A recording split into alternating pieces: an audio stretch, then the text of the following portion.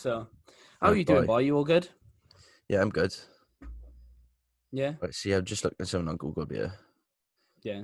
12 is the natural number following 11 and preceding 13. The product of the first three factorials. 12 is a superior, highly composite number divisible by 2, 3, 4, and 6. Speaking of... Is episode 12 of the Archive Podcast? Is this? Yeah. Episode 12 of the Archive Podcast. Welcome, people. What's happening, people? Not a lot, bro. What's happening with you? If any of you could tell me who that was, then... What's happening, people? I'll give you a high five. Just a high five. Well, Just a a high socially five. distanced high five. Yeah, like a...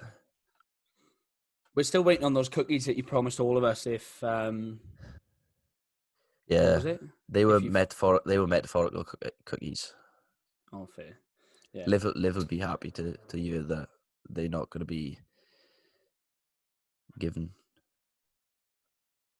What? Well, because I promised everyone cookies, didn't I? Yeah, you I know chatting rubbish. the people who were entitled to said cookies are not going to get them anymore. Right, can I just say, to all the listeners, this won't make much of a difference to you, but all the visual watchers, I've changed location. I've actually got myself a lovely little desk now. So we're sat here and we can be in a nice comfy chair. Sorry that you don't get the lovely artwork behind me that it was usually before. I had a little photo, but we've actually sat on the desk now rather than a stool or a massage bed. So we're making moves in this podcast game. And one day, you know, I might graduate and we'll get, look how.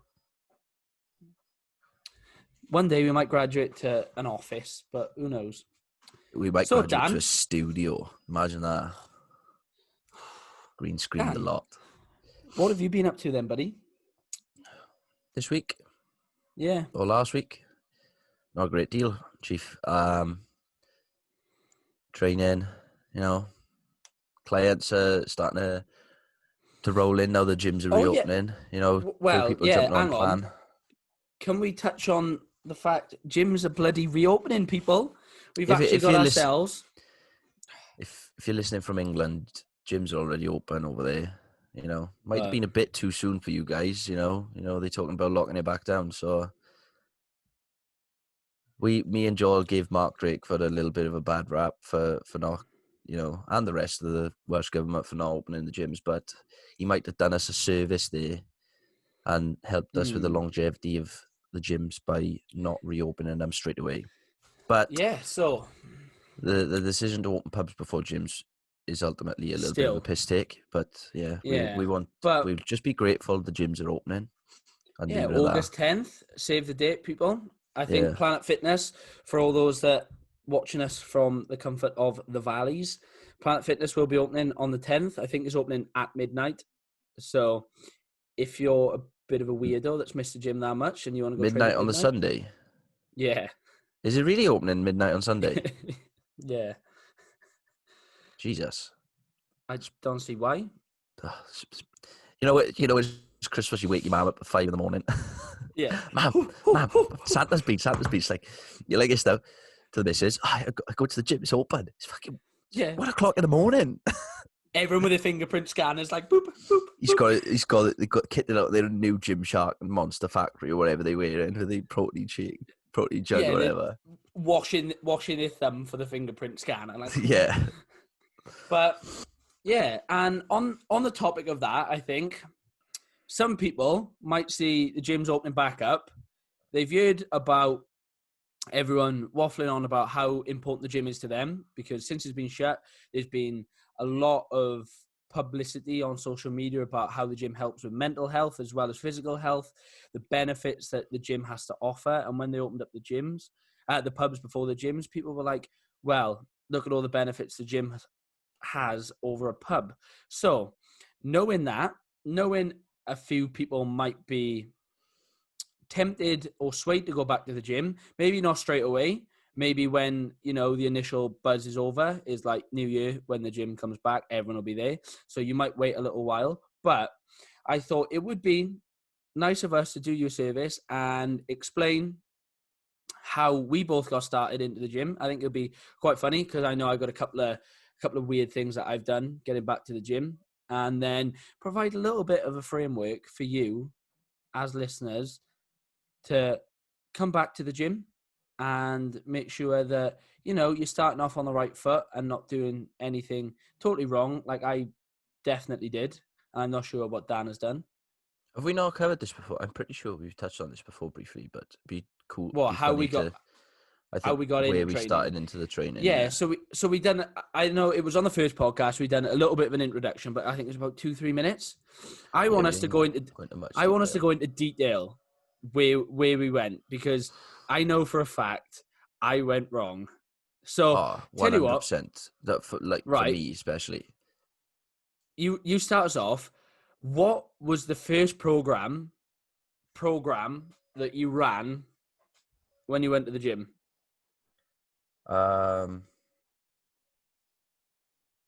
Programming wise, Jesus. Yeah. I don't think I ran a solidified program until I was well into like a year or two into my training.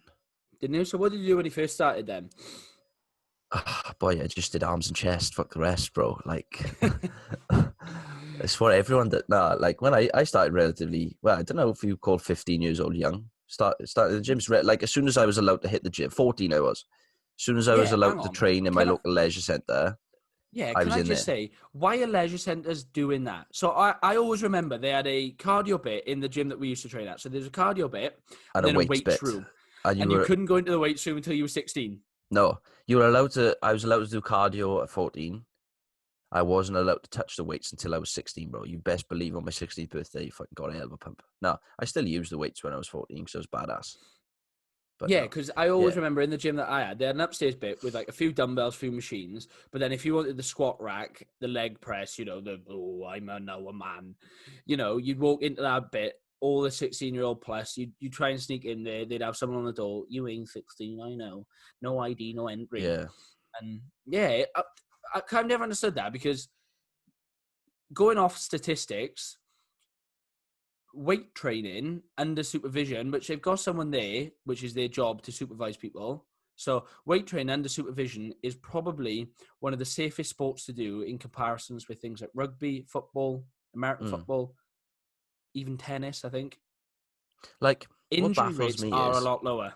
What baffles me is you can get kids 12 years old playing full contact rugby, but they're not allowed to do some kills with 6 kilo dumbbells.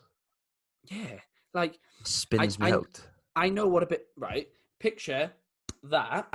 That's me slapping my fists together for anyone that didn't know. That is rugby. Weight training is strengthening yourself to be able to tolerate rugby. Yeah, and get better at the sport. Weird. But I think it's more of a maturity thing, like, because the weights, I think this is where it comes from. I don't think it comes from like an ability standpoint or a maturation standpoint in regards to like actual development as a youngster. I think it just means like a maturity factor, because there's a lot of heavy machinery and there's heavy shit. Kids have got the tendency to just fuck about. Yeah, and add in a group of maybe 4 15-year-olds or 14-year-olds into an environment like that, it's asking for trouble, really, innit? I think that's why the age is so low, typically around like for leisure centres and stuff like that. But yeah, what were we going into? So where we started off, yeah. Right, where did you start? So day one, Dan walks into the gym. A solid, sturdy-looking 15-year-old Dan. Probably a little bit bigger than he is now. Where did it all go wrong, bro? Where did he go wrong? I stopped training arms chest, bro. Yeah. So, I lost all them gains. No, basically, I used to just machine hop for the first couple of, like, for a good while, just machine hop. I did throw goblet squats in on leg day. Yeah, my leg day when I was that age was like, I didn't do legs. I think I did full body every session. Every day was full body. So I went to the gym every day. What I used to do, I used to go gym, swim, sauna. So I used to go gym straight after school. Me and a couple of the boys would go to the gym, and we would train everything. We'd use every machine. So basically, I do like those live fitness chest presses, some of the rows, dumbbell bench with 12s, with 12 kilos, some bicep curls, a preacher curl, like on the machine, the pin, like, do you know the elastic ones? Do you know where you get the pin? It's like elastic Yeah. resistance.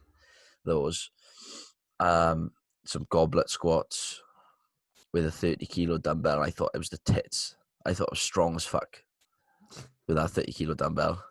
That's not It's bad, probably mind. double body weight, but yeah. Yeah.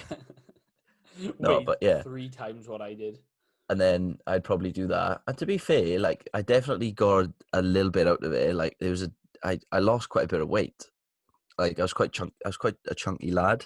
Like, Chunky it's probably boy. like body fat wise, it was probably the higher end at that age, and I definitely lost quite a bit. So I think I've got a picture of it somewhere. I'll upload it to the page. Next, we'll clip this, and I'll get a picture of what I used to look like, and I'll do a side by side. And that's like nothing impressive, but it's a hell of a difference. Yeah. But and then I probably jumped on like a 5-3-1 ish, like just a no. My first program was when I saw was because I started following like Omar Yusuf and stuff like that first. All fair. So I ran his Kaizen power building program for All 4 right. No, weeks. that's a good starting So point, I think. so it's like an auto-regulatory program if people don't know. So you do like bench, deadlift, that kind of thing. And basically you progress exercises based like you progress either 2.5 kilos or 5 kilos each week based on a set amount of reps that you need to get. So you'd get a rep range. This is just from vague memory. You'd get a rep range, so say 5 reps. And next week, if you didn't hit one more than 5 reps on your first set, or you were ripping below, you wouldn't increase. You'd either decrease or keep the weight the same. But if you were progressing, you would add 2.5 kilos. So it was pretty much just like a linear, just a fancy way of coining linear load progression. So you just pretty much add 2.5 to 5 kilos each week. That's like, I feel, going back to the machine thing, I feel like that's quite a good place to start for some people. You Yeah, know, I would like, uh, yeah, we'll touch on why in a bit because I think me and Joel yeah, probably have the same sort of view. because the way I started was a little bit different. So I started on it was like a garage gym, not the playpen for those that know. It was a gym in Tredegar. So we went there and they had a Smith machine. Well, they had the squat rack that we got down the playpen at the minute. There was a bunch of weights, and the people I trained with was, right, let's lift as heavy as you can all the time. Didn't really do any like connective tissue work like bodybuilding. It was straight just heavy tins. So I was probably like back squatting 130 at 14 with like absolutely minging form, like horrible. Like that's probably why I'm a little bit beat up compared to what I should be. Yeah, it was like deadlift heavy. So I think we go there like 2-3 times a week, and it would be just shift heavy tin. You know what I mean? And I feel like that's what I missed out on was, when you like machine hop at that age, you've got so much like testosterone and stuff because you're hitting that puberty spike. You can recover from pretty much anything. Like you can do so much, and not once at that point when you were in that early stage of training did someone go to you, "Oh, you know what? You might be overtraining there." It was Mm, thrown about a little bit, but because you've got so much recovery capability, you could literally hit full body every day and be fine. And I think machines, when you use them, you get that connective tissue bit, don't you? You get that, let's do high reps. I bet you train to failure. High reps, train to failure. Like, oh, I can't go anymore. Let's stop. Go into another machine. And you're getting almost like I'm trying to think. So it's basically you're just getting a intense bodybuilding session every time you come in, and you strengthen the connective tissue. Whereas with me, I just kind of came in and form. What's that, mate? Never heard of it. I was actually ripping stuff off the floor. And that was probably from when I was like 14 to, I'd say when I was 14, that's when I first started. And then I got into, for a year, I was doing that style of training. And then that's where, the interest peaked then. And I thought, mm, I'm going to go to bodybuilding.com for all my scientific knowledge. So, scrolling the bodybuilding.com, you watch a little bit of YouTube, you go, he's cool. I want to look like him. You look up Ziz. That's The literally why Zizzy. I got into training, was that guy. Yeah, so the Ziz, if you don't know who Ziz is, Zizira. what's his name? Aziz Shavasha Shane, like in it. Aziz Sergeyevich Shavershin or something like that. Yeah, so basically, Ziz was an Australian.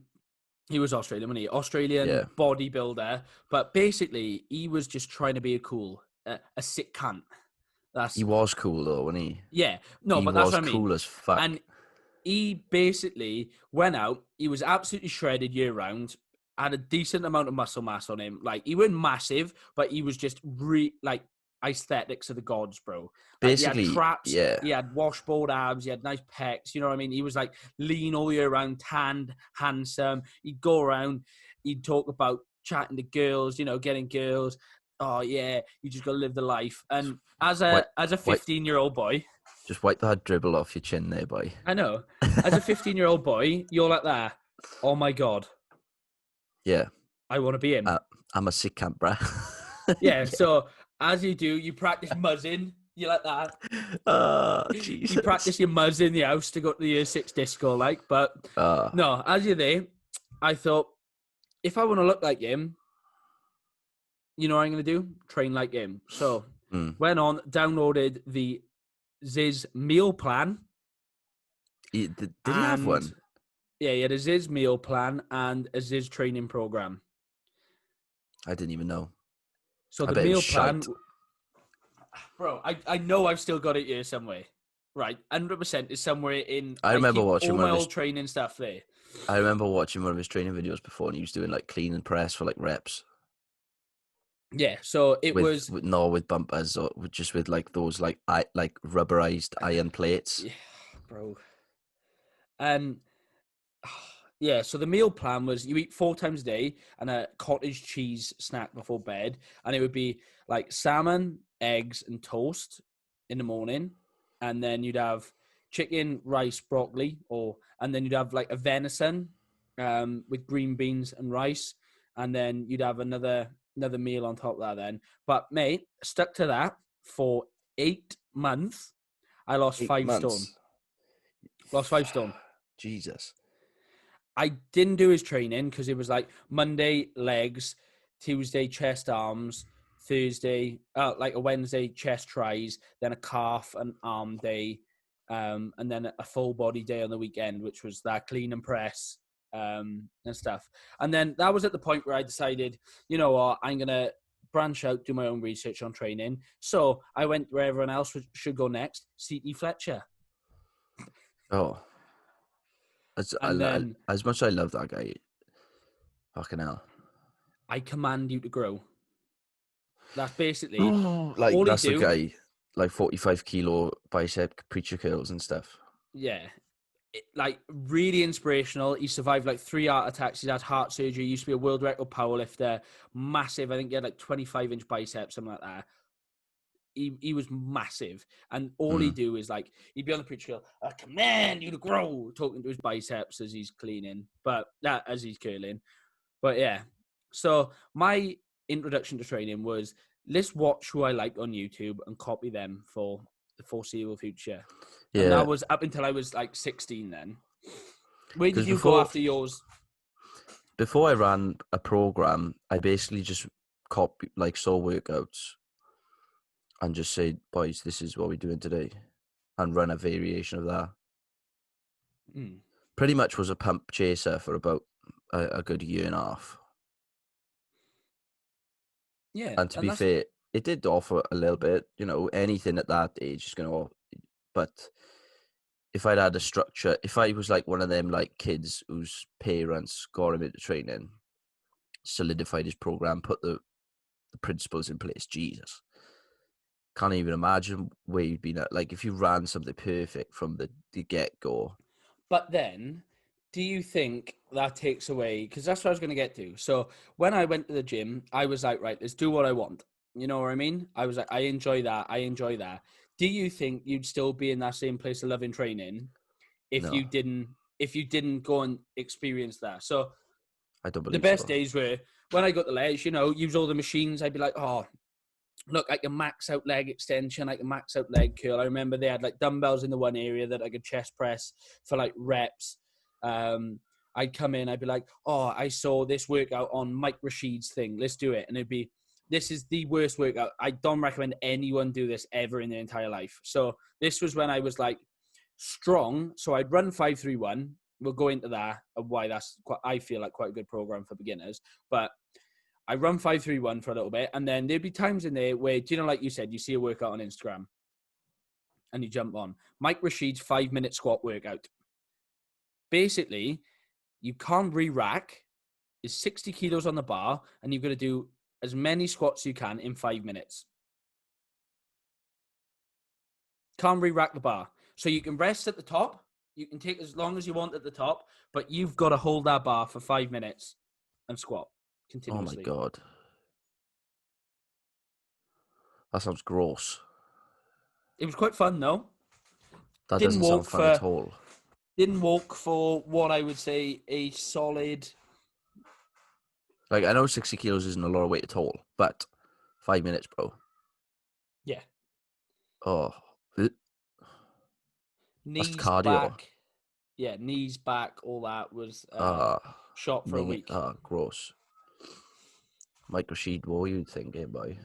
Yeah. So, going from there then, you said you started running 5-3-1. No, I realised that I ran Kaizen instead. All right. So, did you ever run 5-3-1? I've never run 5-3-1. Right. 5-3-1, for those that don't know, is a powerlifting style program, strength mainly, that was developed by Jim Wendler. So, well known in the powerlifting world. And basically, it's a 4-week cycle. So, this was the first actual bit of structure I got into my training, you know what I mean? Where it actually provides progression pathways. So, you'd have a squat day, a bench day, and a deadlift day. And then an overhead press day if you wanted to do one of those.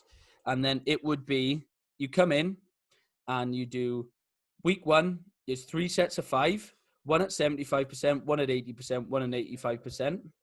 Week 2 would be an 80%, 85%, and 90%, but 3 reps. And then week 3, you would do 5 reps at 75%, 3 reps at 85%, 1 rep at 95%. And then I'd always push for a new 1 rep max. And did I get one every single week? Absolutely. I was at that stage where I was 17, probably peak maturation rates were coming in, and I put about 70 kilos on my squat with decent form, like mental weight on my deadlift, same on my bench. And I feel like that's why I wanted to try and do this podcast, was to bring a light to the fact that a program is going to provide you the pathway to progress. And even though it's all well and good machine hopping, I feel like you need to find a balance between doing what you enjoy. It's going back to Chris's thing. Eat your broccoli, then have your ice cream. So you've got to do what you enjoy, but you've got to balance it in with a lovely progression and how you progress. Because the first 2 years of my training, I probably was about 50% optimal. And we always try and chase this optimal, and it would be like, right, how could I get this better? So Dan, how would you say, for the listeners at home, is a good starting point? Because we touched on the whole machines thing, then we touched on the fact that imagine what would have happened if we were optimal. But I'll touch on like programming, because Joel's like, so do you know like the established programs, like you've got the, like we've touched on Kaizen, your 5-3-1, your conjugate, and things like that. I've never been like one of those people to run an established program, because like once I started getting into sort of like looking into training, I've always self-programmed. So like you're gonna get a bit of a different perspective from me, especially probably one that you wouldn't hear many other places. I've always just sort of picked movements and just chased the numbers in the logbook. So I've always been like I've never programmed myself for like, I've never written up a spreadsheet or looked at a spreadsheet and looked at this is where I'm starting, this is where I'm going to end up. I've written an exercise scheme for each day, picked my split, picked my rep schemes, and then looked at just progressing the logbook. And my literal program would be, I'd sort of like write it as I'd go across a 4-week basis. So I'd be like, I pick my movements at the start. I'd be like, this is what I'm doing for this cycle. This was my first session in. These are the loads. This is the reps. This is the RP. This is the RII hit. And then I'd look at progress that over 4 weeks, and then maybe change up the rep scheme the next 4 weeks, and that would be my program, and always has been my programming. So I've just touched on that before, because you're not going to get any sort of like perspectives, comparatives drawn to programs from me as much as you would from Joel. Oh, I didn't realize that, because when I first started out, which route did you go down? Did you go down bodybuilding or did you go down powerlifting? So effectively, obviously not powerlifting, but that the clue is in my numbers, bro. My total is probably like Joel's squat. No, I'm joking. But anyway, yeah, I wouldn't say bodybuilding at all. I was definitely a fan of bodybuilding, but I never wanted to really. I had sort of like thoughts like, oh, maybe one day I could compete, and that, like, I've really got no interest at all in that. So I just chased like just the aesthetics, really, just to train to look good, which is pretty much what most people do. And then when I started my degree, that kind of changed my sort of path, because I got really interested in the sort of like performance side of training. And then the strength side of it started to come into my interest, because I never really give a shit about being strong. I just wanted to look good. So a big focus was I'd put as much focus into nutrition as I did into training at that point. When I started university, then the training sort of took over on the performance side. But yeah, I just trained for aesthetics, really. Because I know you just trained for raw strength initially, didn't you? And have done until recently, like. Yeah, because I've had both sides of performance and just like strength work. So when I first started, it was a powerlifting 5-3-1 split. You know what I mean? Just getting as strong as possible. And week on week, it progressed, and I was loving it. And do you know when you see progressions like that in your training, it's so good. And I was playing rugby at the time, so my goal was like, if I get strong, I'm going to be a better rugby player. So all I do is train for strength, and I'd be down the gym 3 hours, just smashing strength stuff. Didn't really do like the connective tissue work that you see a lot of bodybuilders doing, which is the high rep, getting a pump, taking through that hypertrophy rep ranges, things like that. So I just do the strength stuff. And then when I got into Dragons under 16s, we had strength conditioning given to us. So that opened my eyes up to the performance aspect before I went to uni. So I knew what a performance academy program would look like. So we do some Olympic lifting, we'd throw in some strength stuff, and then we do our connective tissue / pre-ab bodybuilding stuff. So it'd be things like, let's get some more reps of hamstring bridges in, things like that. And I feel that opened my eyes, and that's when I kind of veered off, running these cookie cutter programs, so to speak, where, it was all written down. Everyone follow the same trend. Is it optimal? No. But the reason why they work is because they cover the majority of the basis for the majority of people. So there are going to be some genetic outliers with it that are going to struggle with 5-3-1. But at the same time, there's going to be some people that really thrive off it. Mm-hmm. And where I think all beginners need to put their focus on is just progressing week on week and being a little bit better. Yeah. And no matter what you do, I think the main thing is, whether it be chase a logbook, like Dan said, each week look to add a rep on, look to add a 2.5 kilo to that movement, look to add a set on, or whether that be if you're running a program, just stick to the program. They've done the maths for you, and the majority of the time, why they do these maths is because there's science behind it. So there's science behind, getting strong, and they've done that for you. Just follow it. And I think a lot of people come in, and these programs are written up for a reason, and then as beginner, you think you know everything. Don't you? We've all been there, Dan. When you were Yeah. programming for your buddies, in that leisure centre gym, you'd be like, right, boys, this is the best workout ever. Couldn't tell me nothing, bro. I remember I had an this is the argument. best workout I ever. remember I had an argument with one of my buddies before over a pec deck. And like, I'd never heard the word pec deck in my life. I just knew it looked like a fly. And he said, let's do pec deck. And I was like, that's not pec deck, it's a fly, bro. I stood there for 5 minutes arguing, that's a fly.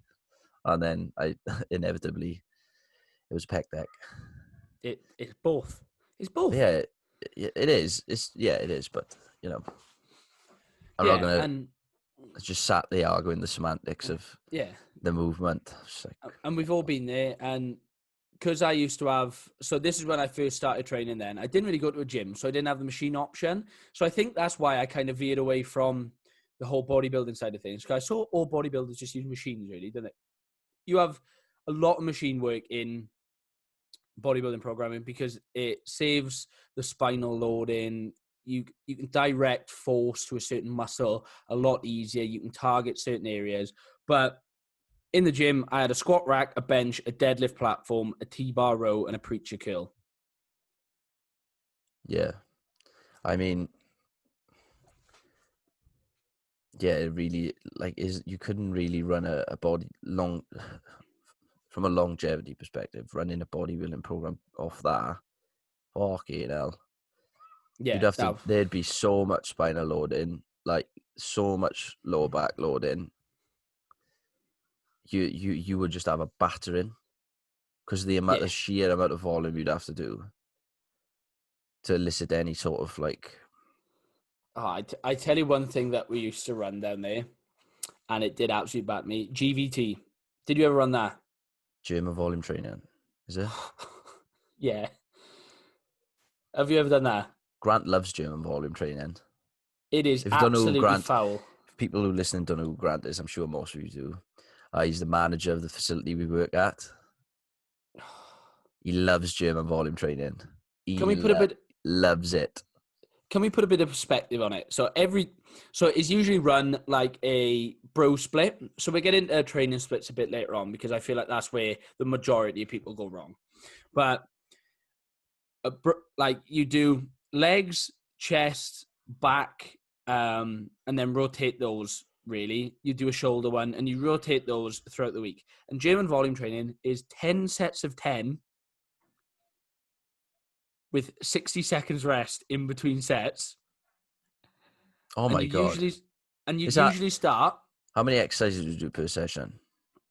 You do so you do a push and a pull usually.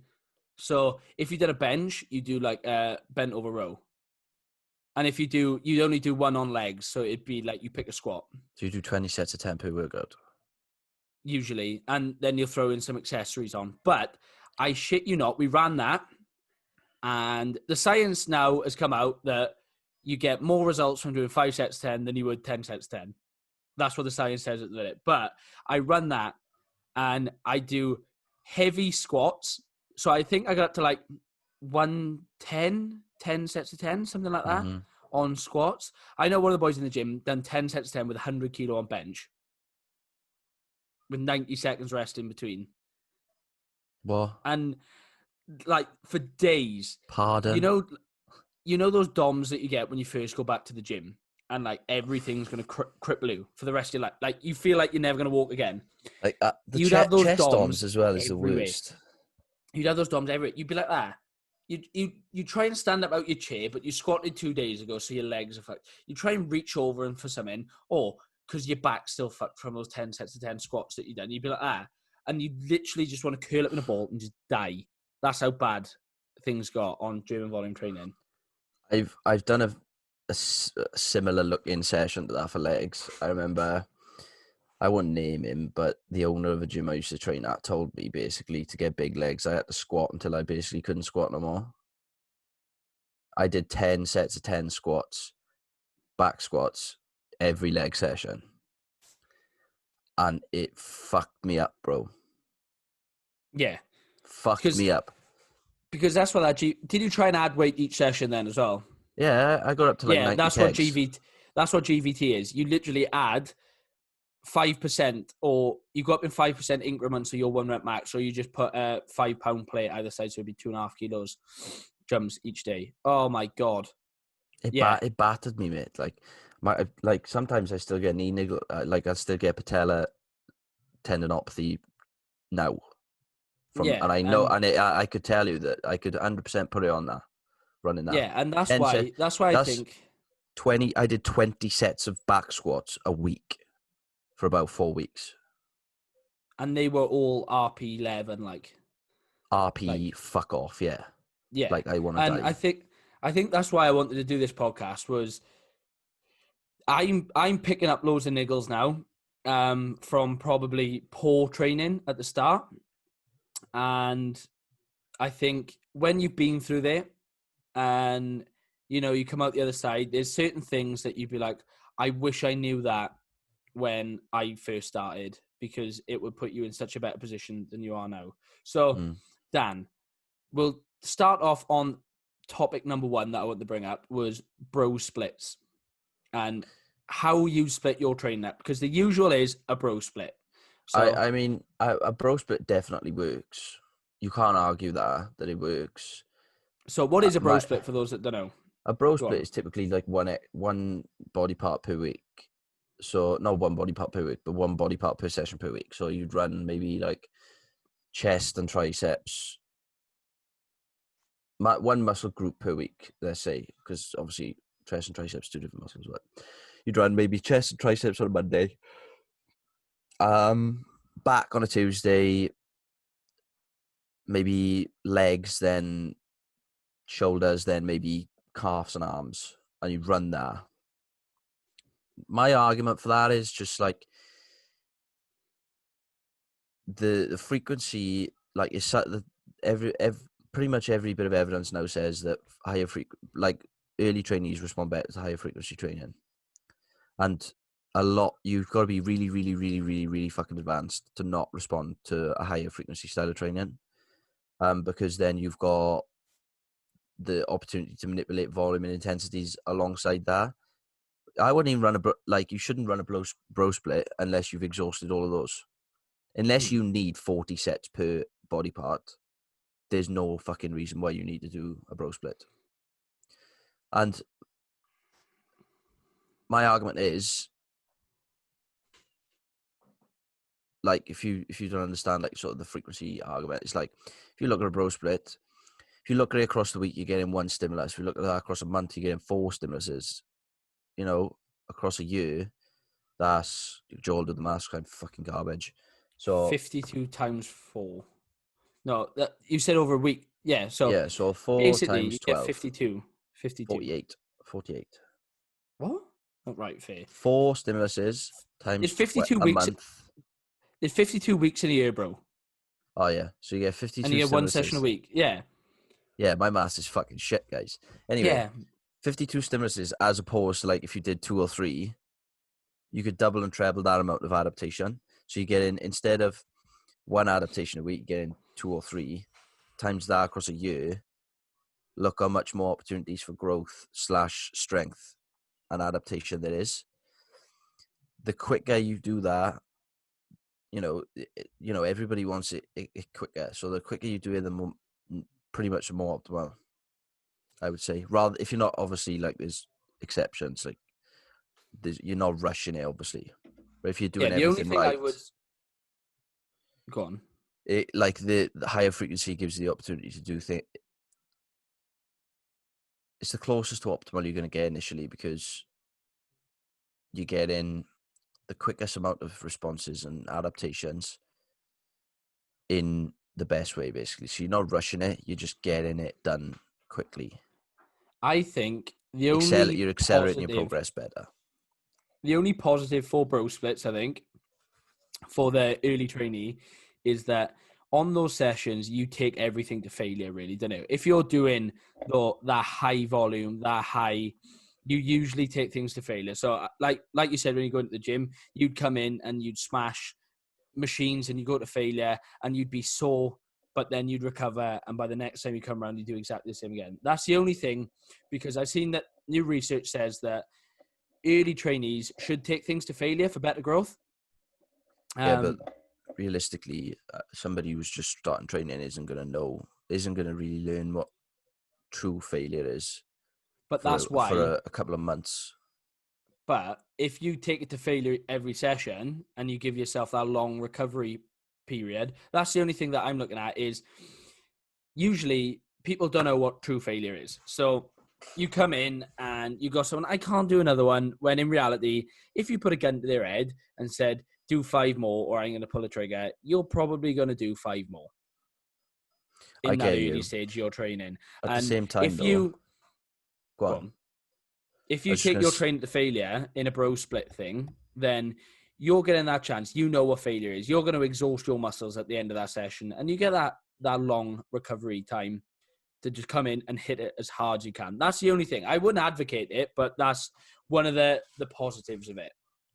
I would say you're not going to be able to, because if you do a bro split, the amount of volume you'd have to do would vastly increase, because you've still got to get a decent amount of volume in. Like, if you look at like a push-pull legs or an upper-lower split, you're doing maybe the same amount of volume in doing a bro split, but you're splitting it, you're sharing it across multiple sessions.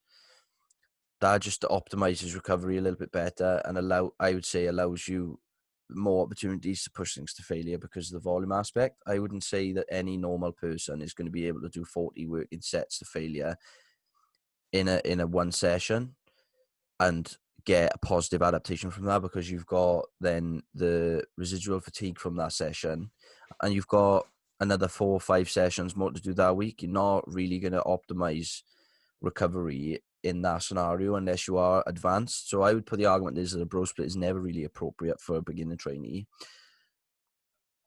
even if training to failure is suggested to serve beginners better, just because you're simply just not going to be able to adapt from that level of work in that one session. If you're a beginner, you can get a lot out of little when you start out. So you could maybe do, I'm just going to go straight to what I would run as a beginner. Is that too early? Do you want to touch on more things before I get into that? No, the only thing I would say on the bro split thing is, I'm not saying it's optimal, but I'm playing devil's advocate a little bit here with the whole thing, because I feel like, what you say about splitting your stimulus up across the week? Yeah, it's all well and good. But a lot of people come into the gym early on. So like they're younger. And when you've got that amount of males, especially, you at puberty, and your recovery, your adaptation and stuff goes through the roof. And you've got all those hormones where you can just recover from training. Basically, you're at that point in your training, you are basically Superman. And if you were like that for the rest of your life, things would be very good. But it doesn't say that way. And I feel like that's where bro split training could come in, is, if you are recovering well and you're pushing a lot, and, you can handle a lot more sets per week. I'm not saying it's optimal, because obviously you can recover by splitting your session up. Say you do an upper lower split. That's probably where I'd go, somewhere upper lower. I don't think people who run bro splits are actually trained to failure, though. I think it's the high volume. It's because of the inverse relationship between volume and intensity. Intensity relating to either how hard you're actually pushing the sets, or to how close you are to mechanical failure or load. You can't then repeat that through high volume, which is what a bro split is. Is a very high volume session. So you're doing potentially 40 working sets per day. You're not going to be. Nobody is going to be able to do 40 working sets to failure and recover from that. Nobody. But Not a teenager, not an assisted person. If you're truly pushing to failure, you're not going to be able to perform 40 sets of that. No, but not all sets are taken to failure, are they? That's what I mean. No, that's Like, what I mean. Like that's just clarifying that. That's what you didn't mean, yeah, because you said initially like, that bro splits you work into failure. I know you're working in that hypertrophy range. However, you are still leaving potentially 2 to 3 reps left in the tank on each movement. You might be pushing one movement per yeah, day, that's what I mean. one set So to what failure. I feel like with your training is because you follow that hypertrophy, 60 to 90 seconds rest range, 60 to 90 reps. No, that'd be horrible. But you're in that 60 to 90 seconds rest. If you're following those true bodybuilding things, say you do 5 sets of 10 or 3 sets of 12, your first set's usually, oh, I got some in the tank. Your second set's usually, oh, this is getting close to failure. Your third set's usually at failure.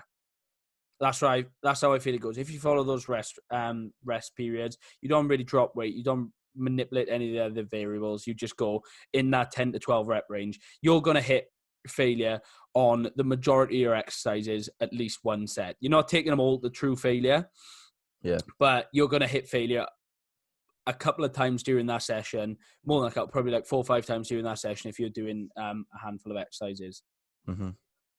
And that's how I feel like my training went when I first started. Was it would just be, Because I would say, if going by your sort of like hypothesis that training to failure is better for new trainees, I would say that the best split that's going to allow you to do that is some sort of like full body / upper lower split, where you maybe do upper lower rest, upper lower rest, upper lower rest, upper lower rest, and repeat that.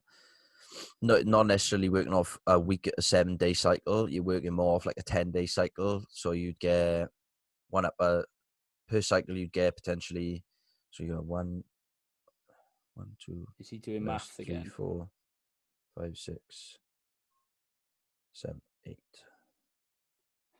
So you get 8 sessions in per cycle. Jesus, my maths is awful. I'm there on my So, fingers right. here. 1, 2, 3, 4, 5, 6, 7, 8. Yeah. So you get in 4 stimuluses each cycle. I've completely lost where I was going with that. Right. So what were you trying to say, bro? Because you're training relatively frequently, the volume in those sessions is inevitably going to be lower. So you could probably do 1 set per exercise and push that to failure and get so much more out of that. However, my argument with that is that no new trainee is going to immediately going to be able to push an exercise to failure. So I would say maybe spend a good 2 or 3 months building that sort of like training IQ sort of thing. So like knowing your RPs, getting used to like an RP10, because who did I see posted about RPE the other day? I think it was Jez even posted that a new trainee is their subjective sort of like reading of their own exertion is going to be less. It's going to see more. So their RPE10 is going to be more like a 7. Yeah. And they're going to be like fucked after, but it's going to be a true RP7. It takes a while to get that level of training IQ, like I would say, to push it to But then that's where I feel like mechanical training to failure. failure does come in. So, if you train to failure, you start to get an idea of what failure is. Yeah, So no, but if it still takes a relatively decent amount of training hours to be able to do that. does it though? Because I feel like Yeah, it does. if I strap someone onto a leg extension, There's a difference between mechanical and technical failure, though. Are we talking mechanical failure or technical failure? Because technical failure is because not mechanical failure. no, but if I strap you into a leg extension Mm-hmm. and just ask you to go till you can't straighten your leg anymore, Most people are going to stop before they do a last full rep. Nobody's going to take it to mechanical failure. you reckon? No, I know. You reckon? From anecdotally speaking, nobody ever takes that. When I first get somebody in the gym, nobody ever does that. Fair. If that's your, because I've seen people go to failure, like that's. Is it true failure though? I don't believe it is. Like, but are we? Is the whole what is failure in it? Like, are we going till that muscle physically can't move anymore, or they can't do another rep? Because that's where is the whole technical versus mechanical failure. Mechanical But failure is like I've never used mechanical failure with like, you know, most of the movements that I do, because like a lot of my programming for my clients is not, I don't rely heavily on machines. Yeah, I would never ever push someone to mechanical failure on, say, an RDL or a squat, for example, No. where there's a difference, because there's a difference between zero RIR and failure. Mm. Because zero RIR means you've just completed that You rep. finish the You rep. finished the Yeah, rep. and you can. You wouldn't have another one left in the tank. That's not failure. That's zero RIR. So that's still relatively intense. And I would say most people that could probably be a good alternative to using mechanical failure, because it's still working that sort of like high threshold motor units. You know, so you're getting that sort of like structural stimulus of hypertrophy, but you're not getting that sort of like high risk, you know, that stimulus to fatigue argument. You're not getting that high risk for the amount of reward that you may get with the risk of training to mechanical failure with. And Yeah, and I think that's where I'd probably say technical failure is still failure. You know what I mean? Is you're not going to the point where you physically can't move your muscle or whatever. You're going to the point where you can't complete another rep with good form, and that's technical failure. And I feel like that's where I think that's the study that I've looked at is on about technical failure, not complete mechanical failure where you can't physically move. But I yeah, feel like beginners will train to technical failure quite a lot. Like they know what a yeah, technical failure is. I agree. Technical failure, mechanical failure is Yeah, another argument, because you've really got to be yeah, and very, you can very training savvy to know what mechanical failure is. because you can manipulate the muscle to go to its like strongest to weakest positions. You can there's so many different ways you can manipulate the muscle to get a bit more out of it. But technical failure, we'll talk about that rather than. I And would I say like training to a relatively high intensity in general would be better, but again, for real new training, hang on, there's hair in my face, for fuck's sake. For initial trainees, people who are just starting in the gym, I would say put less of a focus on the sort of like intensities of training and more focus on, because I wouldn't run a program with someone straight away training at that level of RIR. So I would never push someone to 1 to 0 RIR when I get them in for the first 4 weeks, just simply because, one, I don't want to train them that intensely through potentially a faulty or poor movement pattern. They've got to learn the movement itself, so they've got to perform the most reps I can get somebody doing in that initial 4 weeks, the better. So maybe I'd work in a 10 to 15 rep range with a relatively high RIR initially, just so they learn the pattern, they get sort of that motor skill, and they develop that training IQ a bit quicker, and then maybe look at sort of introducing higher intensity training, like a 1 to 0 RIR on one set per exercise, and then doing the rest with filler volume, still getting that sort of like motor capacity, sort of like learning the skill alongside that, and then maybe look at maybe the third and fourth block, maybe throwing in a bit more low RIR, but they're never really going to push to true mechanical failure with somebody that early on. no, and I think with what you said is all beginners coming in. So I think we've touched on the splits. Either go for a upper lower split or full body. So Yeah. depending on how much Or time you have variation available to of. train, you're probably going to be best off doing probably upper lower, or 3 full bodies. Or if you are, I wouldn't say anyone come in as a push pull legs. I feel like 6 sessions a week you can get away with doing a lot less.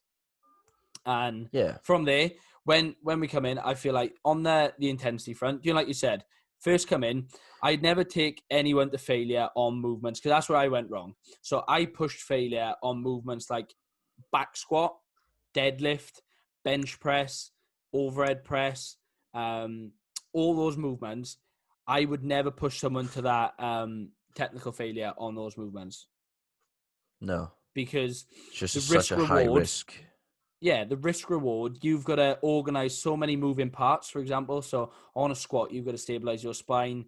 There's so many different things that come into play that you break down, you're not actually getting the target output of the muscle. But then where I would differ to Dan is I would throw in some machine-based stuff, really low IQ movements. So things like leg extensions, leg curls, banded ab, like the abduction things, like a seated shoulder press, where you don't have to organize a lot.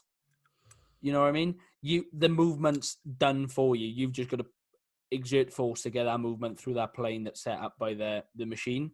And that's where I take those things to zero. I wouldn't necessarily not put them in, but I just wouldn't mix them with sessions that were included high skill movements. So open kinetic chain movements like your squat and stuff like that. I wouldn't then throw an exercise into failure in that session initially. Because everything has its own SRE curve, doesn't it? So yeah, I get you. And if you're learning a skill, the SRA curve for a skill is usually a lot shorter. And if you don't know an SRA curve is, it's just a stimulus, recovery, and adaptation. So you have a little curve, you put a stimulus in, it drops you down, you recover, and you adapt. And then that's where you need to put the new stimulus in to keep getting better.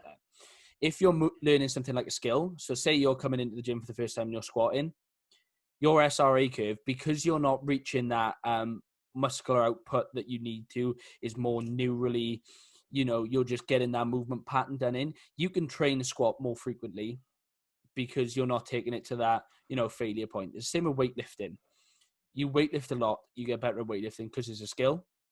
Whereas things like muscular breakdown, so when you come in and you do, say, a heavy leg extension to failure, you're going to have a longer recovery time because of the amount of damage that you put on to the muscle, which is like a longer SRE curve. So depending on what you want, like Dan said, if you're learning skills, train them more frequently, but don't take them to failure. But if you are looking to push muscular damage and that hypertrophy, then you might want to take them a little bit closer to failure, recover a little bit longer. And I feel like this sort of podcast is quite hard to do because there's so many different avenues we can go down.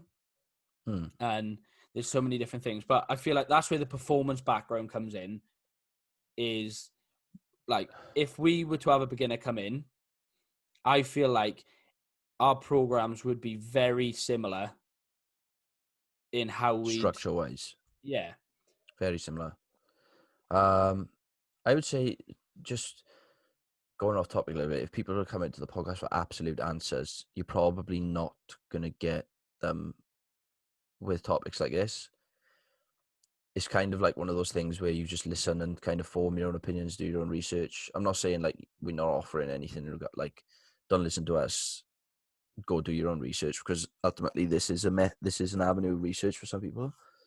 Yeah, and but this style of research is, we're putting two different opinions across, and it can be quite hard to digest.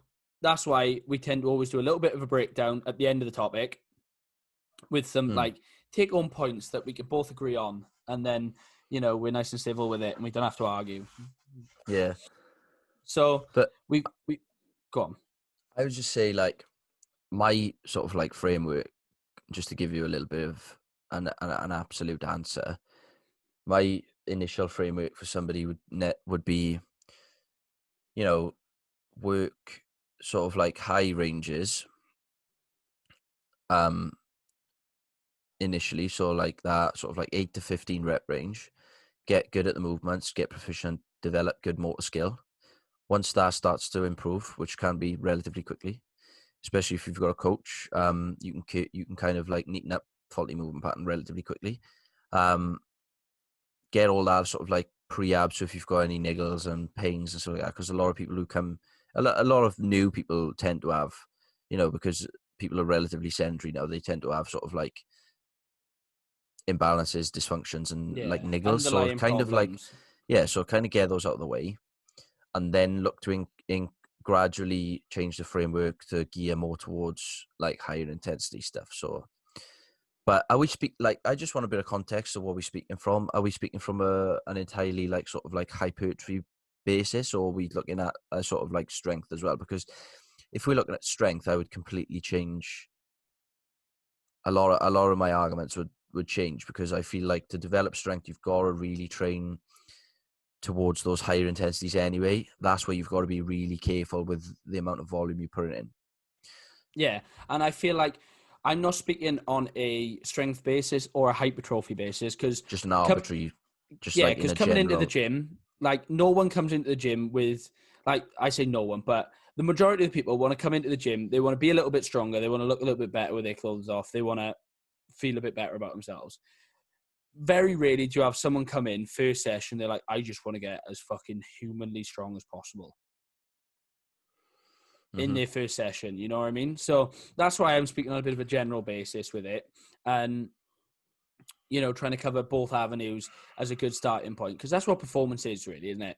As a performance coach, you come in and you try and blend a bit of everything. So you got your strength work in there, you've got the stuff that's going to make them look a little bit better, you've got the stuff that's going to make them perform a little bit better, and it's blending all that.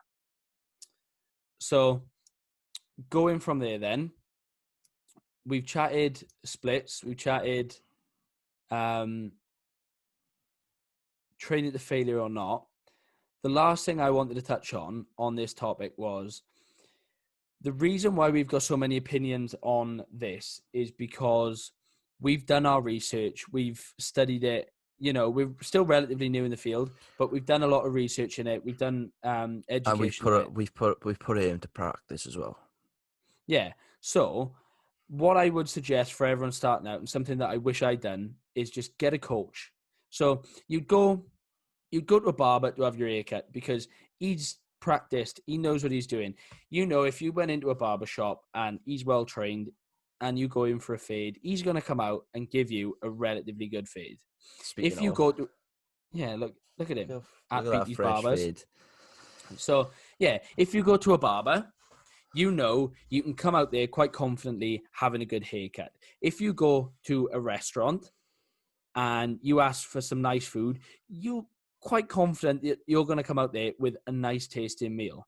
It's the same thing. If you go to a coach who knows what he's on about and knows his stuff, you can be quite confident in the fact that you're going to come out there having a good workout and having a good structured plan to make sure that you're getting better towards your thing. So I feel like so many people neglect the area of, I'll just do it myself. I'll do the research, whatever. There's a reason why there are professionals in the field. There's a reason why I look up to certain people to get my knowledge from. There's a reason why I'm always further in my education, because there's always someone out there that's a little bit smarter than you. There's a reason why I go to Dan for coaching, because I won't program for myself optimally because I have my own individual bias towards it. So I see so many people going to the gym and just being like, nah, I've seen this, I'll do this, you know what I mean? And take it from someone that's done it. I've been there. I've been the one that's like, oh, I like this workout, program hopped. Just get yourself a coach, do yourself a favor. They'll do all the thinking for you, so you can just spend all the time on getting better and developing yourself physically rather than your knowledge base. Totally. Yeah, and I feel like I don't know why in the personal training industry, some people think that, it's easy to do. And it's easy to get a good workout. Yeah, it's easy to leave yourself dieting, but at the same time, there's so much science and nuance that goes behind it that you don't really need to worry yourself about. You just need to understand the basics and just, inevitably come up to your session and just do the work you need to do to get better. And a coach will make that a lot easier for you, because it sums it up when we've been waffling on you for probably 40 minutes arguing about certain things. You know what I mean? What's better? Just get yourself a coach. Do yourself a favor.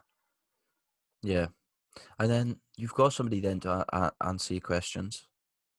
So you're ultimately that's a learning relationship, and that coach is then gonna learn your body and learn your habits, your sort of like get to know you on such a level where they might sort of like introduce things to you that you might not even know were there. They might fix faults that you would never know were there. They give you sort of that accountability element, so you can't really make excuses for yourself. Or say you might go into one session, you may be like, I'm not feeling squats today. Whereas like if you've got a coach and you say, I'm not feeling squats today, I'm going to take squats out. You really got to be prepared then to give a good enough answer. But realistically, if you're training on your own and you're programming yourself, are you really going to give yourself the same level of answer? Are you going to give yourself a good enough excuse to take to make that particular decision on your programming? Probably not. And I'd say you're hiring someone that has done the research. You don't have to.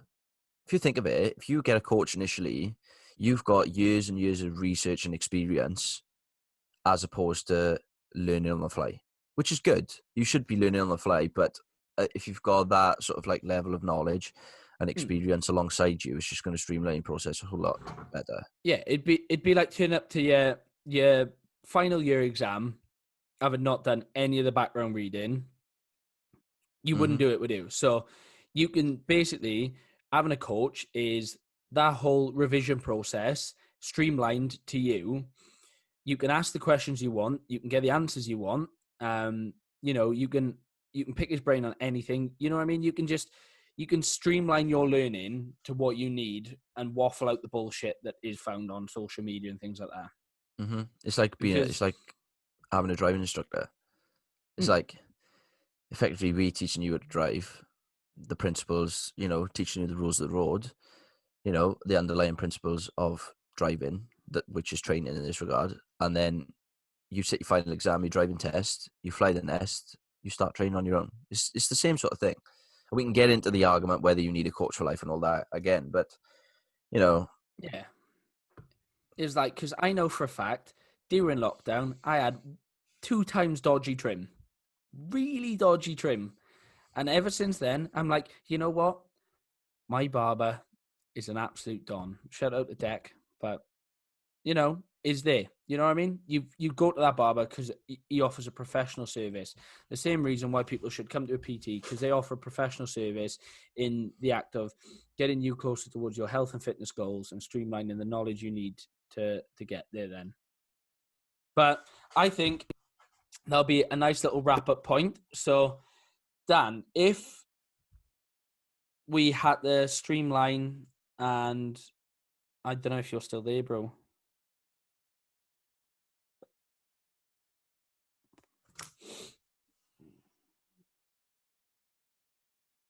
Hello? We disconnected for a bit there. Yeah, I did see. And right, so I'll crop that a little bit out. Again. But I think that's quite a nice point to wrap up on. And I feel like we provided a little bit of insight into beginning training for those that want to come back to the gym or start the gym. What do you think, if you had to put like five points for those coming back to the gym, what would they be? 5 points for people coming back to the gym. Yeah, just 5 sum up points, like of little nuggets of knowledge that they could just go home and digest and then ask any questions on the breakdown. I don't even know if there is 5. Like the biggest one is like going back. Like, are we talking specifically going back to the gym after the lockdown period, or just starting the gym in general? Someone that, right. Like, we've chatted about people joining the gym, haven't we? Yeah, don't throw yourself into the deep end straight away. Be methodical about where you're going to start. Excuse me. Be methodical about where you're going to start. Jesus. I got hiccups. Do you want me to take this one, bro? Anyway, let me see if I can talk through the hiccups. Oh, my days. But yeah. Be methodical about how you're going to start. Because if I'm going to talk from the perspective of starting back training. You're going to have detrained a fairly decent amount. You're not going to be able to tolerate the same amount of volume you had before. You're not going to be as strong. So look at sort of like this period as sort of recharging your batteries. Train relatively sub-max. Don't push anything to failure initially. Relearn the motor skills, and then look at progressing on. You'll probably progress to your previous numbers relatively quickly because you've got that sort of muscle memory, let's call it. You've already had that sort of like capacity of strength initially, so it isn't going to take you as long to redevelop it as it did to develop it. But if you're just starting up training if you're using this COVID as a bit of a kick up the arse, and the gym's reopening as a like, yeah, I'm going to start training. Look at the same sort of principles, like learn the motor skills, so like squat, lunge, hinge, push, pull, carry, those kind of things. I would stay away from training to failure initially.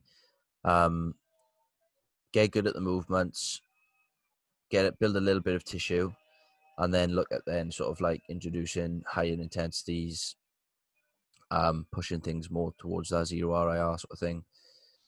Maximize higher frequency style of training, so your full body off, full body off, that kind of thing. Upper lower off, upper lower, or full body up, full body upper lower, whatever you want to do.